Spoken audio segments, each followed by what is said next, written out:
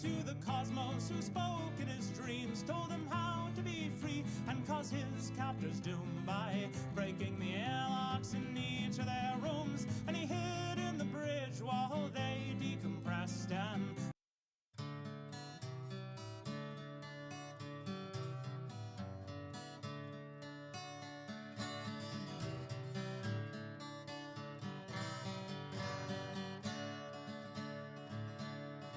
I returned from a place of great evil, where suffering fills the streets. The gilded few live sheltered lives while chewing on succulent meats. When I arrived, I sought a kind soul who could take my coin for the night. To my surprise, a guard on patrol had me arrested on sight. I sat and moiled in that dank cell. I wondered and worried, what was my crime? In anguish and sorrow I wept and I yelled, and lost all accounting of time. Once a day they fed me an evil slop, tasteless starch, wet and gray. Too crude to eat, my spirits dropped, but I lived to tribunal day.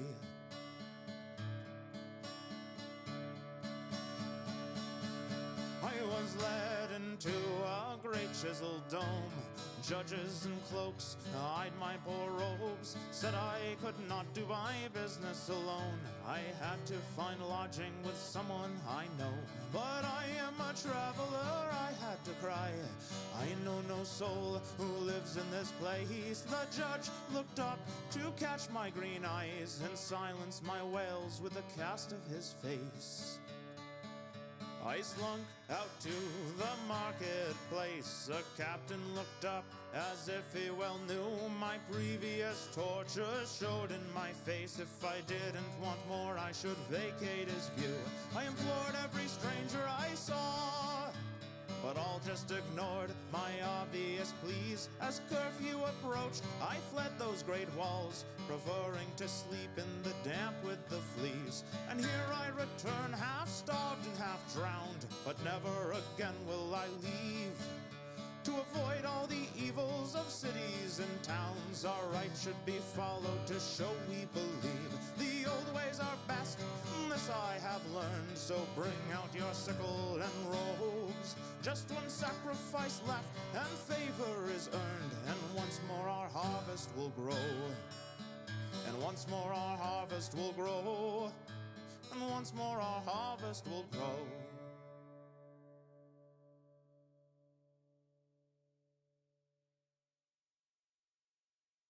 Dallas the piper, with homestead behind him, scratched at the horns that grew from his head, put hoof to the soil to travel and toil, deep into country where towns to paint red. And he rolled down the road at a good steady pace, to escape from the worries he'd left in that place, where piping caused fighting in mixed company, and a sensitive bard, not a hoplite was he. So head to the tavern and strum your cathar, for Dallas the piper has come from afar, to put each of us properly under the bar. A carouser quite fit to be written in stars. From outside the islands come many strange guests, that a king or a lord may need to be set. Hospitality dictates we must show respect, and music and drinking are only correct.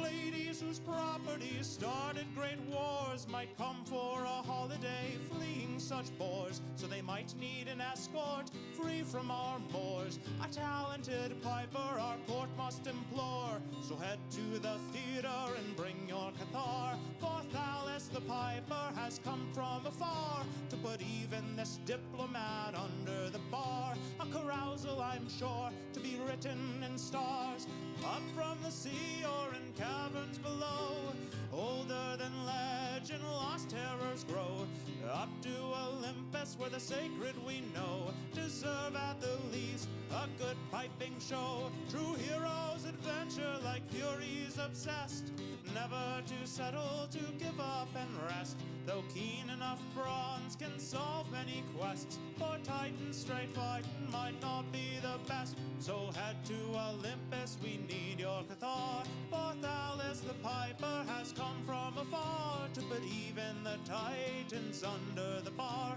a carousing that fate would see written in stars. Head to Olympus, we need your cathar. Alice the piper has come from afar to put even the Titans under the bar, a carousing that fate will see written in stars.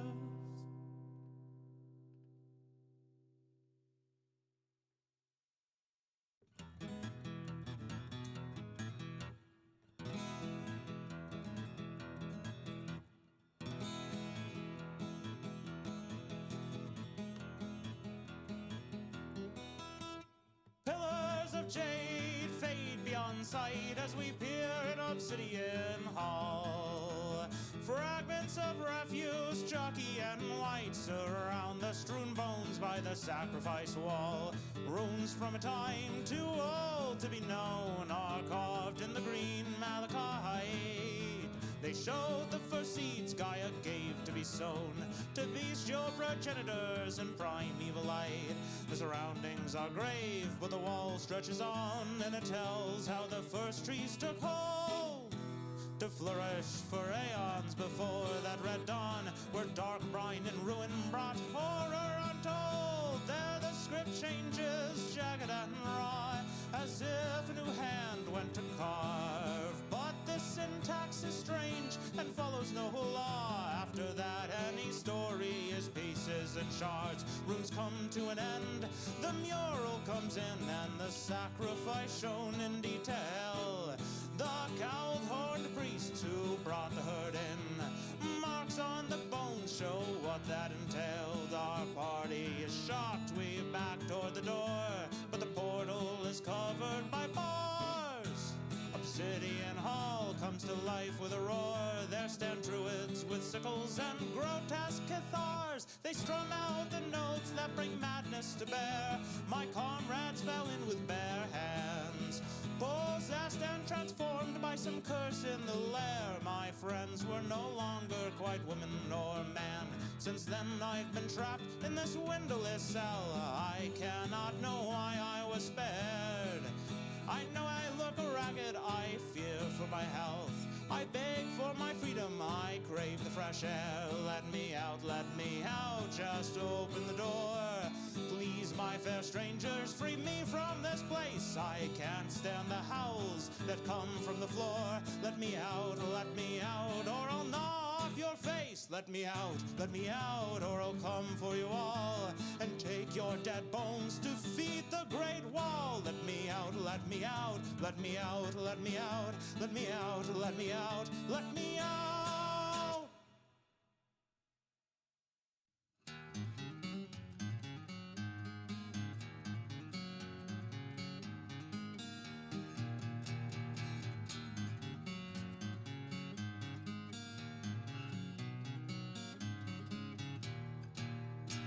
The great skelly beast stood and he faced the waters that burst from the dam. As he channeled his magic, the wall was replaced. He was blasted by cheers from town woman and man. And we gathered to thank the great sky for its gifts, for this gaudy and solid and strong. Rather than graves for our drowned goats and kids, our warden, he rose to protect us from wrong. He roamed far and wide with a party of legend. Many were saved, but his friends had to pay. He put sorrow aside and instead tried to mend. He looked for a village who had need of his ways. Any hole could be plugged with a stout enough cork. Any dike could be mended and smoothed. He'd help mighty and rich, or the impoverished short. As he knew he was needed, his ravaged heart soothed. And we gathered to thank the great sky for its gifts, for this gaudy and solid and strong. Rather than graves for our drowned goats and kids, our warden, he rose to protect us from wrong. For he came to our village a backwater ditch, and he saw what great misery we kept. Our bedrock would constantly roil and shift. Because of this curse, we died and we wept. In our land he found holes that couldn't be plugged, and dams that couldn't be fixed. And he knew he was needed. With a great tortile shrug, he settled, and now we can safely exist. And we gather to thank the great sky for its gifts, for this guardian solid and strong. Rather than graves for our drowned goats and kids, our warden he rose to protect us from wrong. And we gather to thank the great sky for its gifts, for this guardian solid and strong. Rather than graves for our drowned goats and kids, our warden he rose to protect us from wrong.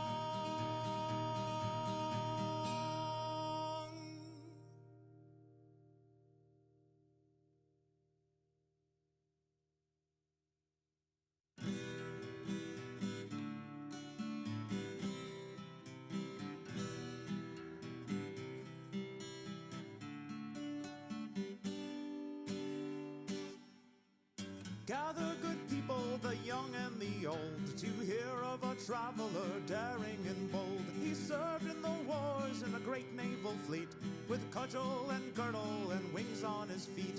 They say he was born of a god or a nymph, left as a babe on a pedestal's plinth. Only the blessed had such speed and such skill, and never was seen a boy with more will. Centaur and harpy cower in fear as our hero draws near. Foes ready their spears, but he runs in with haste, and they look on his face and see that his spirit is marked by the fates. If he comes by a cyclops, furious and red, who threatens to crush his bones into bread, our hero relies on the shape of his brain and attempts every parting with minimal pain. He knows in the past these giants were tricked, robbed of their flocks, blinded with sticks. He thinks for the grace of the gods stumble I, so even to monsters he's humble and kind. Centaur and harpy cower in fear as our hero draws near. Foes ready their spears, but he runs in with haste, and they look on his face and see that his spirit is marked by the fates. When the boy became man, with chest toned and broad, he crafted a plan to find goddess or god that left him alone with such spirit and need. He beseeched the blind poet and followed each lead. So he came to the briny caves close to the sea, and saw who had spawned his divine destiny. A 20-limbed kraken with human-like hands. Though he buckled in horror, he'd soon understand. Centaur and harpy cower in fear as our hero draws near. Foes ready their spears, but he runs in with haste, and they look on his face and see that his spirit is marked by the fates. His sire or dame, he wasn't quite sure, pointed him to a shallow pool carved in the floor, and he saw as he peered in that burbling ooze, the truth of his birth was no longer confused, and he knew that he must learn and come back and teach each of his siblings, whether tadpole or leech. And he knew why he feared not what old laws forbid. Things are less fearful when your mother's a squid. Squid.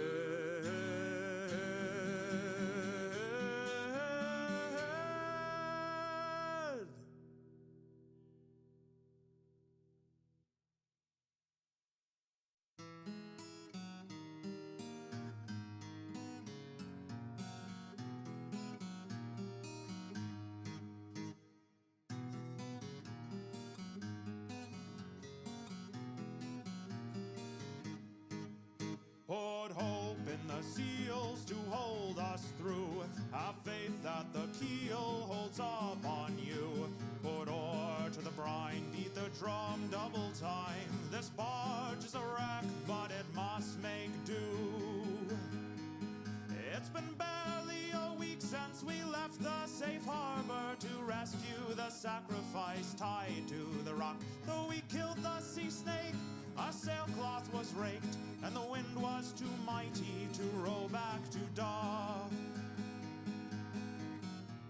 Put hope in the seals to hold us through. Have faith that the keel holds up on you.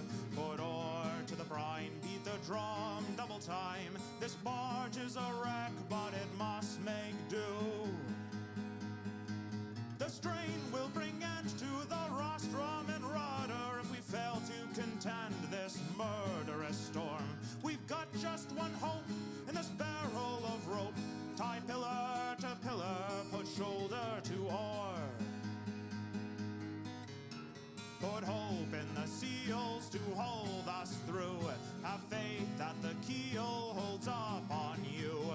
Put oar to the brine, beat the drum double time. This barge is a wreck, but it must make do. Though close, we must pass through the crushing stones that can render our ship into planks. We have to go fast if we want to get past. Pull lookout, we need every rower in rank. Put hope in the seals to hold us through. Have faith that the keel holds up on you. Put oar to the brine, beat the drum double time. This barge is a wreck, but it must make do. Put hope in the seals to hold us through. Have faith that the keel holds up on you. Put oar to the brine, beat the drum double time. This barge is a wreck, but it must make do. Put oar to the brine, beat the drum double time. This barge is a wreck, but it must make do.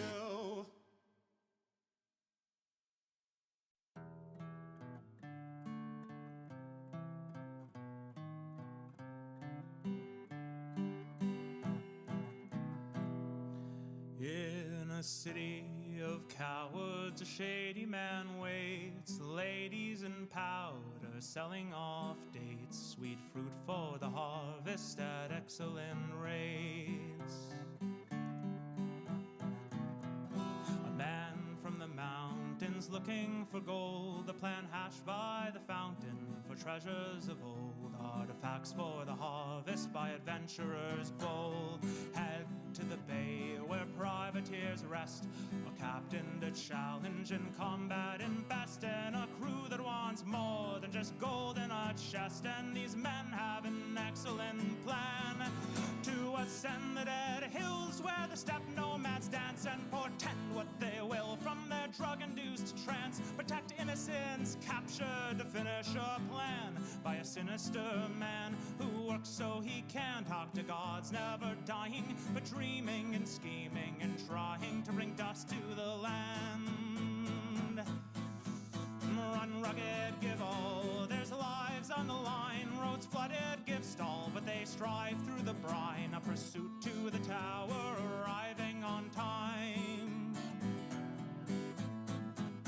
A road madman stands, dagger in hand, but cannot withstand the mountainous man from the mountains who landed and ended the plans to bring old gods and chaos, turn castles to sand. They returned and commanded the gates to be sealed, renew the old deals, give the world time to heal, keep the gates locked and maintain the zeal. For a world still in shock is an excellent meal for chaos and madness, which must be repealed by trial and error and belief in the real.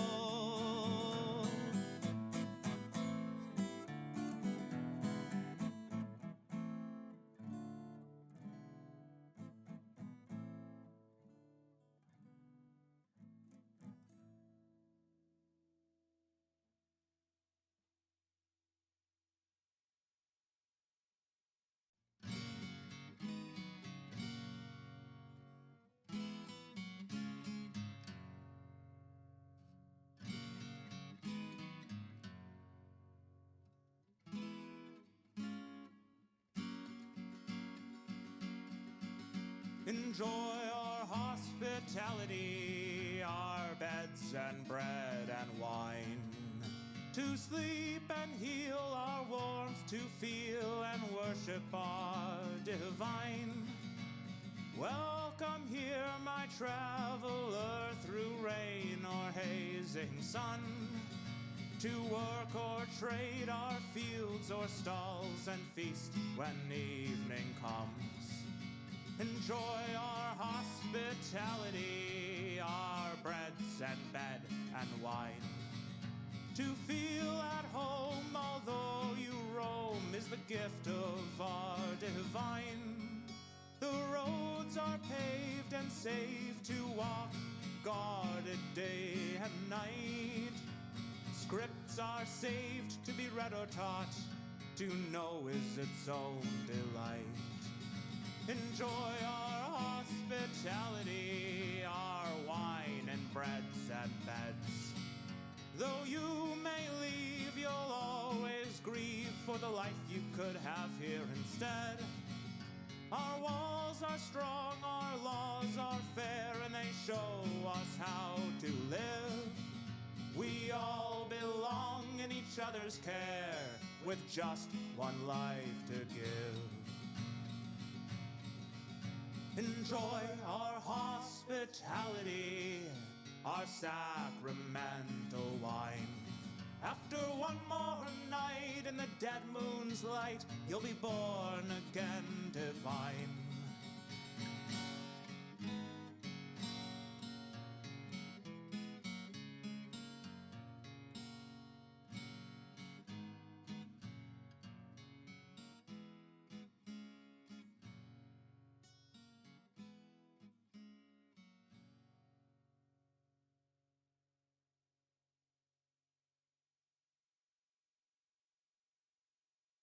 Anahita, mother of water, feeds the rivers, the brooks, and the springs. The naiads are her chosen daughters, and the sea god brings her corals and rings. Our cities were built with her blessing divine by shepherds who heard her burbling call. She showed how the heavens moved over time, and with practice we spread that knowledge to all.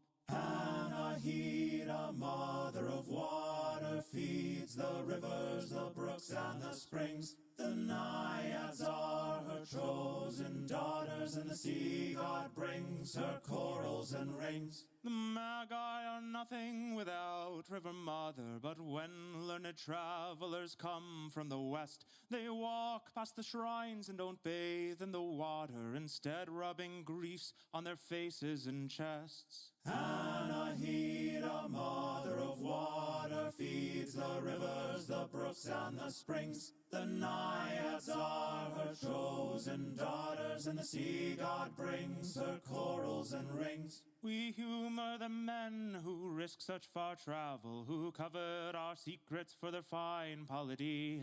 Cities where women are locked up like cattle, and most of the men live in bare poverty. Anahita, mother of water, feeds the rivers, the brooks, and the springs. The naiads are her chosen daughters, and the sea god brings her corals and rings. We tell them the tales we reserve for such fools, easy to check with patience and time, but philosophers fail to harness such tools, preferring instead what sounds the most fine. Anahita, mother of water, feeds the rivers, the brooks, and the springs. The naiads are her chosen daughters, and the sea god brings her corals and rings. But you, my friend, are not such a stranger. You've heeded her call with clear heart and mind. Dive in the pool, push past the danger, and you'll share in peace as only we find. Anahita, mother of water, feeds the rivers, the brooks, and the springs. The naiads are her chosen daughters, and the sea god brings her corals and rings. Anahita, mother of water, feeds the rivers, the brooks, and the springs. The naiads are her chosen daughters, and the sea god brings her corals and rings.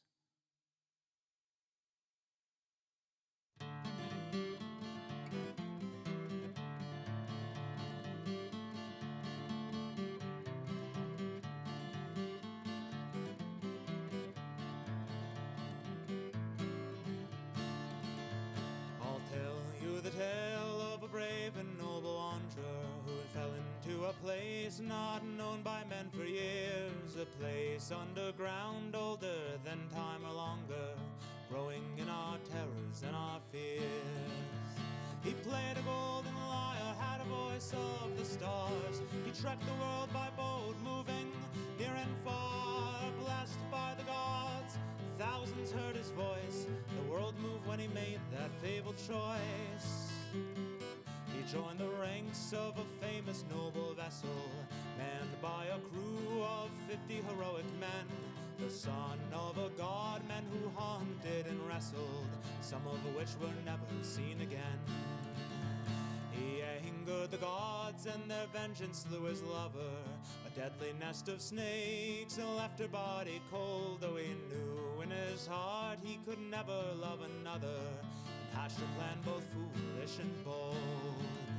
He played a golden lyre, had a voice of the stars. He trekked the world by boat, moving near and far, blessed by the gods. Thousands heard his voice. The world moved when he made that fabled choice.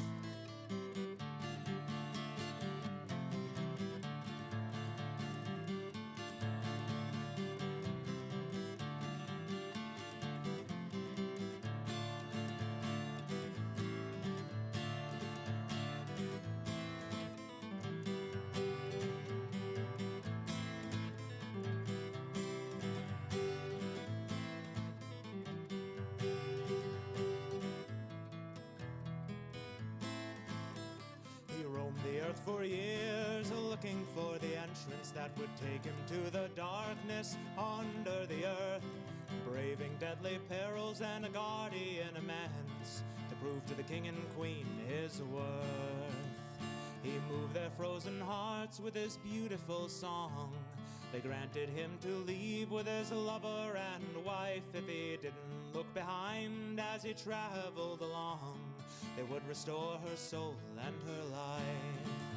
He played a golden lyre, had a voice of the stars. He trekked the world by boat, moving near and far, blessed by the gods. Thousands heard his voice. The world moved when he made that fabled choice. Alas, curiosity proved to be his downfall. He tried to steal a glance to see if the god spoke true. She disappeared in seconds with a sorrowed, haunting call, just as the earth's green meadows were in view. And so ends the tale of our brave and noble wanderer, who tried and failed to bring his love back to the sun. The only chance to restore his true love he squandered, and in that valley his life was undone.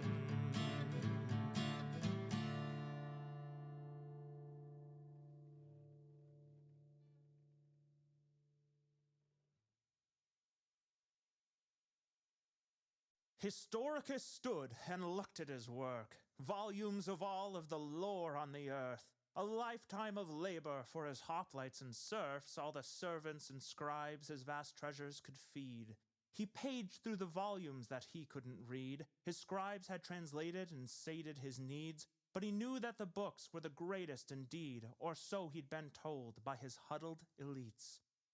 So he summoned his guard, and the wagon was leashed, and a score of apprentices gathered beneath, with their tablets appended to defend against grief, for their lord could bring praises or scolds.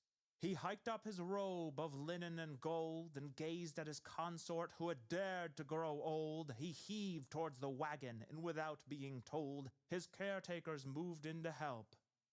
But for once he deferred, he'd do it himself. Though a noble, well-bred, he was in perfect health. So he swung up his leg and missed, and he yelled and tried to grab on to his staff.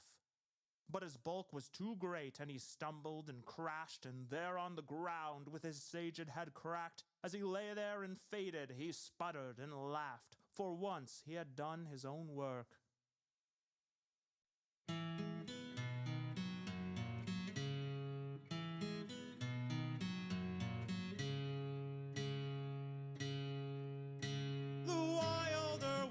Came down from the hills and camped in the pond that sits mirror still. Spoke to the clod and the beaked and the billed, and rejoiced for her life was fine. Out from the city came a sensual man, sent out from the temple to act on a plan. The queen of the city took with forceful hands any she wanted to share of her wine. So the harlot he stopped and drank from the pool. His throat clicked and locked to feel the barb cruel. The wilder woman held out to his neck, but he won out her mercy and asked her direct. Lie with me, woman, and put down your spear. Let me take your sorrows and heartbreak and fears. Take of my spirit, take all that you need. My body is here to follow your lead. After 7 vivid nights that they laid, the wilder woman grew newly afraid. The beasts were now fearful of her touch and her gaze, and she wept at what she had lost. The man saw her tears and softened the pain. He pulled out the beetles and moss from her mane. He spoke of the city and why he had came, and wept at what it had cost. So through 2 more weeks they mingled and talked, wore breeds into sandals with smooth river rocks, tanned hide of a lion for girdle and cape, and walked close together to the great gates. Come out, great queen, and fight a true foe. Don't pilfer the husbands of your women folk. I lost to you humans my tie to the land, so come out, dear monarch, and die by my hand. And out came the queen, in a battle they clashed. 10 seasons they grappled and throttled and lashed. While they struggled, the city trained enforcers unmatched. By the time they collapsed, the queen was dethroned. After waking, both realized just what they had gained. Finding another so strong and untamed, they decided for glory in the great city's fame to rove and bring great riches home. And they went on their journey, now etched in the stars. The harlot was mournful and wandered afar, and though his adventures are less widely known, he would tell of his lover wherever he roamed. She came from the mountain and sang like the birds, a song of such beauty few mortals have heard. Though our cities will grow to height yet unseen, I mourn for the wilderness robbed of its queen.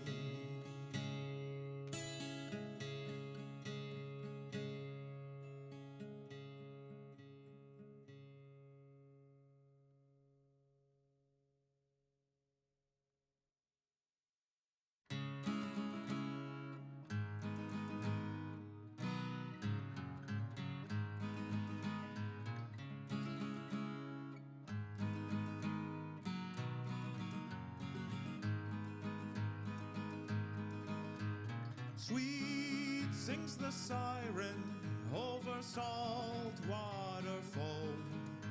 The sailors who took me so far from my home are raving and screaming and clawing their ears, trying to block out the song that they hear. Though I hear the singing, ringing and clear, my heart is not captured by longing or fear. I wait for my jailer to rush to the fray with the singers as cover. I steal away, though late in the night, without the sun's rays. I hurry my flight while my captors are dazed. But enough of the stars peek through the veil, and I follow with ease the Milky Way's trail. Though I'm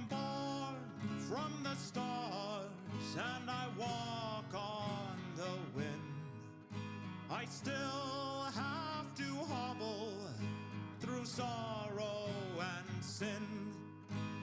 Creatures and vagabonds swarm for my light, to keep like a jewel, to warm them at night.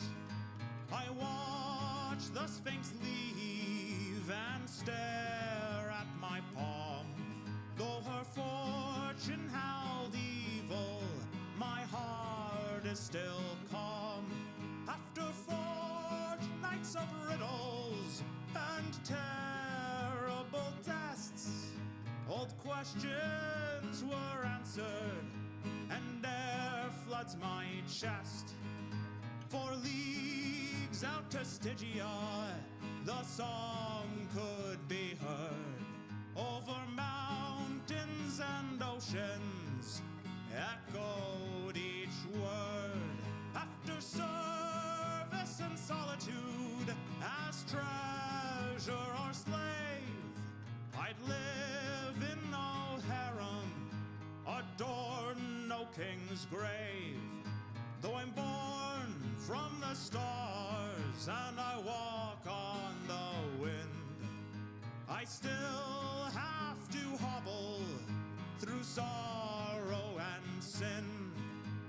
Creatures and vagabonds swarm for my light, to keep like a jewel, to warm them at night.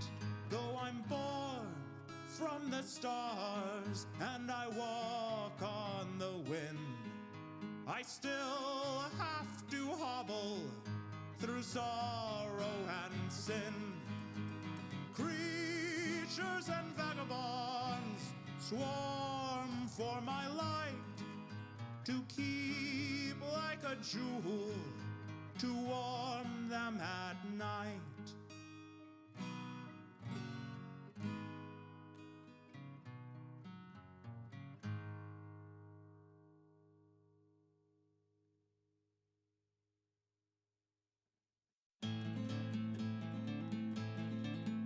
By the red pulsing glow and the hammerheads blow, our destiny pulled from the ground. With 4 crucibles cracked and our calamine brass, no longer will we be held down. Well, the fates may decree that we speak blasphemy when we choose to be free of their web. But our sisters deny that we have to die for the sins of the heaven-cursed dead. Rise against the heaven sent to keep us meek and low. The lies that warped our hooves and skin have kept us down below, as if it was hubris to want to be fed. Put clothes on our children or sleep in fine beds. If gods were so great, we'd already be dead. Our people have paid more than you know, so we bided and planned and brought in more hands. We had spies in the ranks of their priests. Over oceans and sands we reached foreign lands and readied ourselves to rise from beneath. The foreigners came and clashed in our name. Cunning, cowled cowards fled their great stones. The triumphant remained and new kingdoms were laid by the victors who'd won their new homes. We rose against the heaven sent to keep us meek and low. We know that with their evil spent, our kingdom will still grow. Though they came from outside, they helped us to be free, to mold and to shape our own destinies, to watch the old gods turn tail and flee. Our people have won more than you know.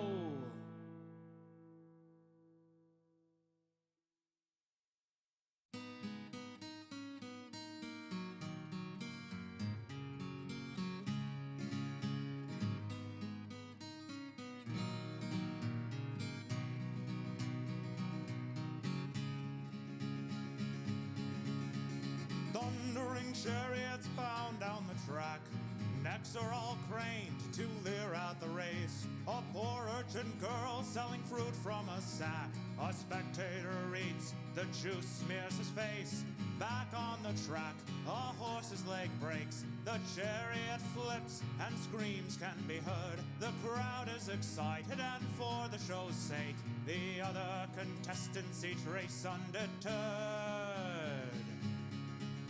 Is this why we quarried the stone? To build massive temples to our new divine. The keystones were laid by people alone. No creatures but us built this great chiseled shrine. My head starts to ache as the ritual starts. I pray to the goddess of wisdom and rhyme. The words leave my mouth with an ache in my heart. I drone with dull tone, each scripted line, though I witnessed ascension and healings. And I've lived enough time to know what we've gained. As my years grow greater, so does the feeling. No goddess of wisdom would sanction these games. Is this why the old theaters fell? Were cooked fire stories so savage and poor? Without teaching the past, how can we tell if it's monster or goddess that we supplicate for? The forums are filled with chaos and blame, and many have gathered our help to beseech. The soldiers take bribes, and without any shame, they threaten the farmers, dismiss them as weak. So the polity riots, and I have to agree, though I've spent my whole life under vows. If my goddess exists, she's blind to our needs. Nothing holy or mortal will keep us low now. This is how we'll drive our fate. No out-of-touch gauntlet will again be revered. We'll raise our own people who have proved themselves great, and never again will we bow to our fear.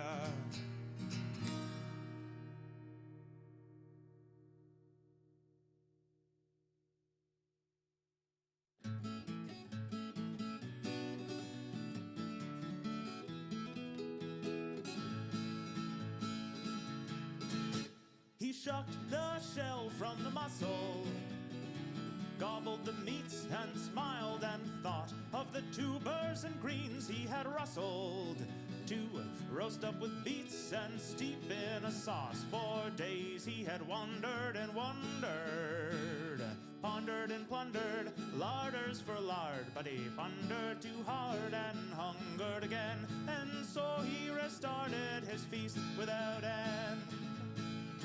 He napped in the bristles while whistled by bolts and other such missiles, launching or logged some battle or siege or bloody revolt.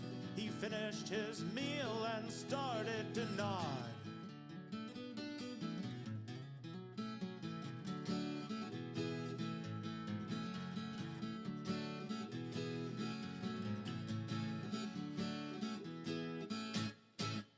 After so brief a nap of hardly a day, he awoke in a red battlefield.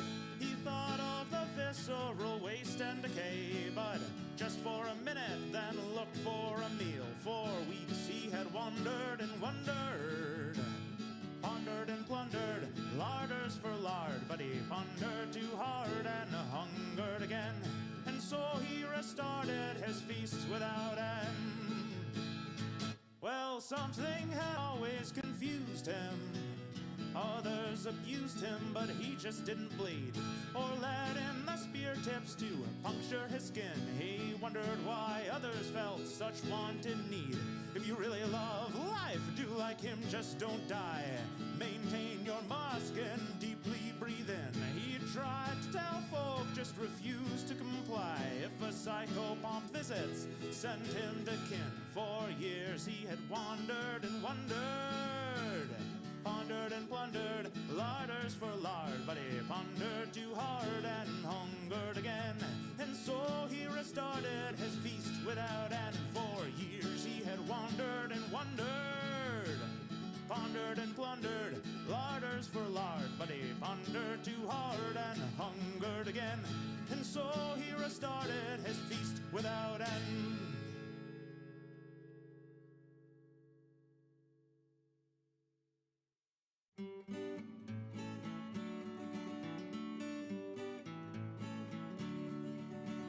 Like a river we flow and like barley we grow to reach for the light of the sun. By the burbling brook and the oath that we took to unite and face shadows as one. When I saw you at first, I took no special heed as you led in the flock from the hills. But when tragedy struck and you rose to our needs, my murmuring heart pushed my faltering will. Like the mountains we stand and like titans we plan to push against dire designs. Amidst blossoms of gold with our futures untold, we merge and mix water and wine. As we raised up our children and guarded the flocks, the tribes of the Iron Man swelled. By truncheon or pike, by arrow or rock, one by one we were pushed towards hell. Like the great winds we howl and we rake like the owl, who terrifies creatures that creep. If we die in our flight, at least we gave fight and refused to go softly to sleep. But the man-creatures ran and we breathed with relief, though steep was the price that we paid. Filly and full were screaming in grief, 10 score were the gravestones we laid. Like a river we flow and like barley we grow to reach for the light of the sun. By the burbling brook and the oath that we took to unite and face shadows as one. Like the mountains we stand and like titans we plan to push against dire designs. Amidst blossoms of gold with our futures untold, we merge and mix water and wine.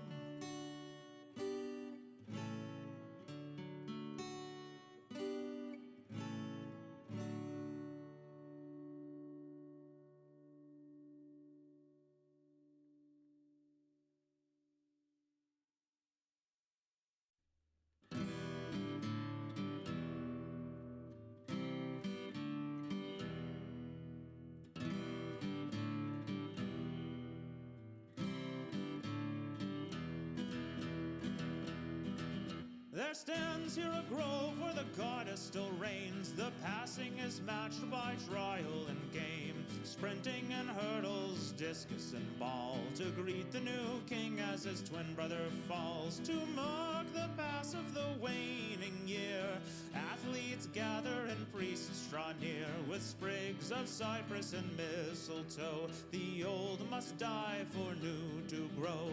Hey, oh hey, the ivy and spruce finish the ritual, bring a new dawn. Dance and play and relish the truce between river and rock, cougar and fawn. The running of maidens through Appian Way starts off the games and the king's final day. Children throw flowers, the crowd is a roar. Their feet end up bloody, but pain is ignored. As the Vestal race closes, the first feast begins. A stout satyr waddles with wine on his chin. He opens his throat and velvet notes spring, as if the Green Mother herself were to sing. Hey, oh hey, the alder and spruce finish the ritual, bring a new dawn. Dance and play and worship the truce between Titan and Godlings, the wolf and the fawn. As the banquets continue, the grapplers walk in, anointed in oil, clad only in skin, to wrestle and struggle and exhibit their skill, a true test of strength, constitution, and will. Hey, oh hey, pomegranate and spruce, finish the ritual, bring a new dawn. Just today we honor the truce between secrets and wisdom, lion and fawn. Discuses flung from dizzying spins, javelins thud as their heads splinter in. Targets and straw are retrieved for the stage to build up the flame that will bring a new age. Hey, oh hey, serpent and spruce, finish the ritual, bring a new dawn. Eternity gazes and blesses our truce between power and ignorance, tiger and fawn. Fully prepared and enduring his rights, the waning king sits as they sharpen the knife.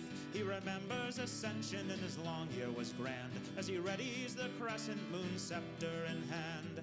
Hey, oh hey, barley and spruce. The ritual's done, we gaze at the dawn. Eternity kneels, blessing our truce between chaos and order, Venus and Fawn. Hey, oh hey, barley and spruce, the ritual's done, we gaze at the dawn. Eternity kneels, blessing our truce between chaos and order, Venus and Fawn.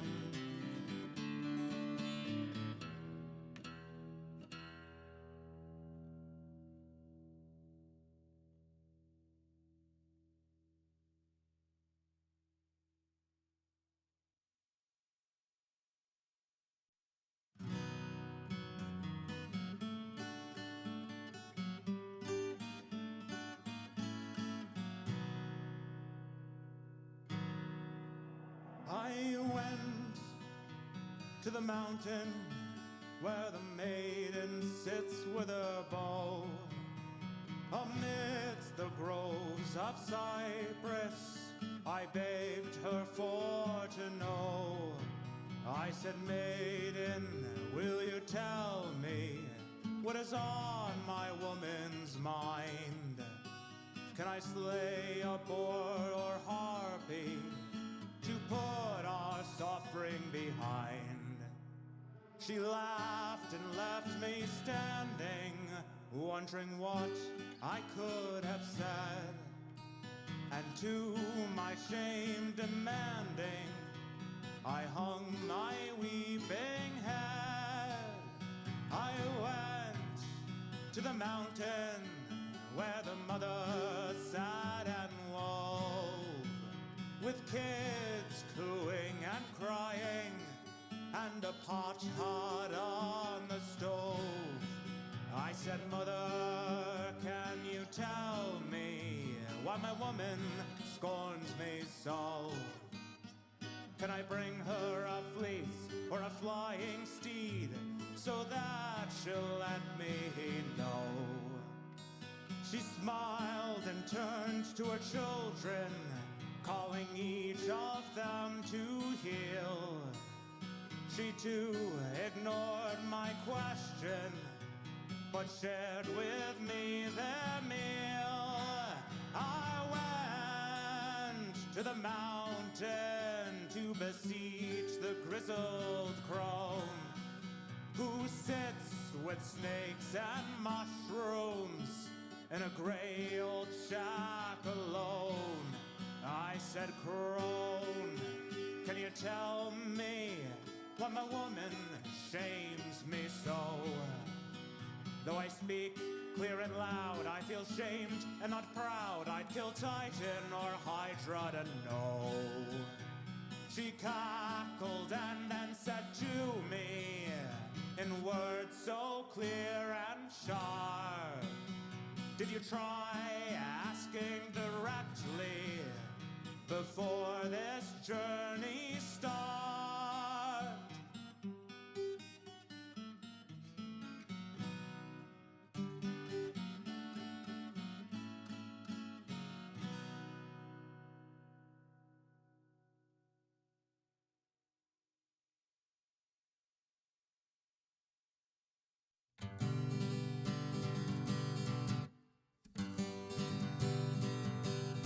Well, the fox went out on a chilly night, prayed to the moon to give him light, for in many a mile to go that night before he reached the town, oh, town, oh, town, oh, many a mile to go that night before he reached the town, oh.